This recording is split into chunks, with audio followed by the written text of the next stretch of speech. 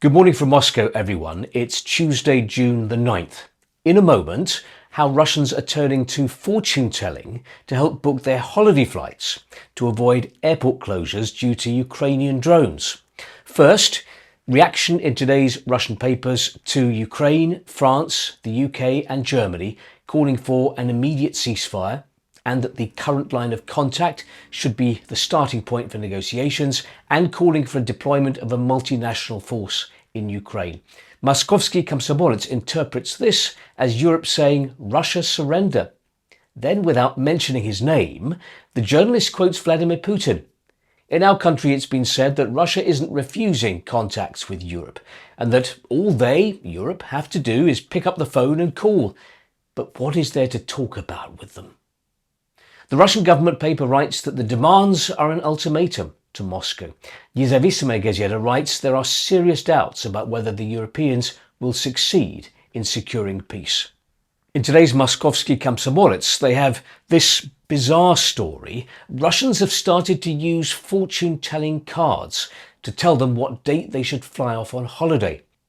Now, the backstory to this is the Ukrainian airstrikes on Russia, which regularly shut down Russian airports and often cause long delays for passengers. So, tourists have begun to choose the date of departure with cards. Some make the layouts themselves, others turn to specialists.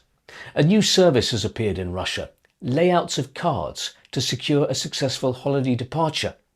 In the past, we used fortune-telling cards to predict what will happen in our private lives and the prospects at work. Now people want to know what date to book a plane ticket so as not to get stuck at the airport for a whole day. It's clear that planning a trip has become a super complicated task. For example, recently tourists took nearly 2 days to get to Sochi due to airspace restrictions. No suggestion here, though, that people are using cards to predict when Russia's war on Ukraine will end. Komsomolskaya Pravda interviews a military psychiatrist about what awaits society when the soldiers return home. How quickly will their mental health adapt to the rules of peacetime?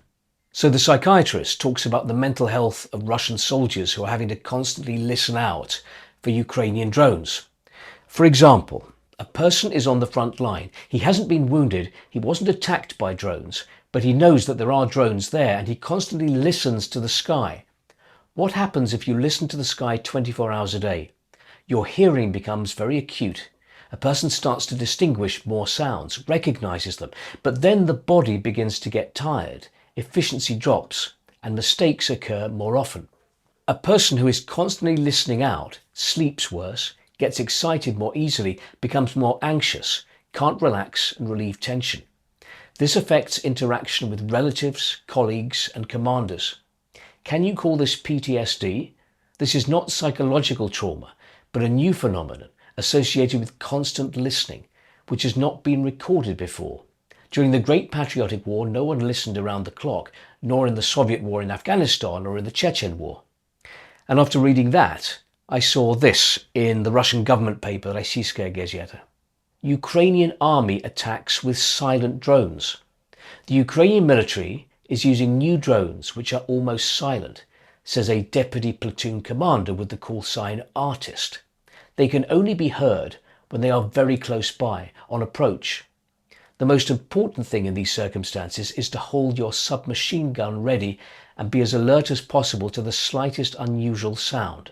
There's also an interview here with Deputy Defence Minister Anna Tsivilyova about supporting soldiers who return home. Now, 2 points about this. You can see from the headline that the word war is used.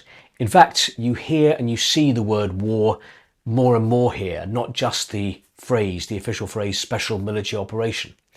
But also this article, taken with the one in Komsomolskaya Pravda, which I've told you about already. These are an indication, I think, that what happens post-war is a concern already for the Russian authorities. How will Russian society cope with the return of a large number of Russian soldiers? Finally, let's return to Komsomolskaya Pravda, to the joke page and this customer service conversation. Hello, 2 weeks ago I ordered and paid for a kettle on your website, order number 123453321. You promised delivery in 2 days, but it still hasn't arrived.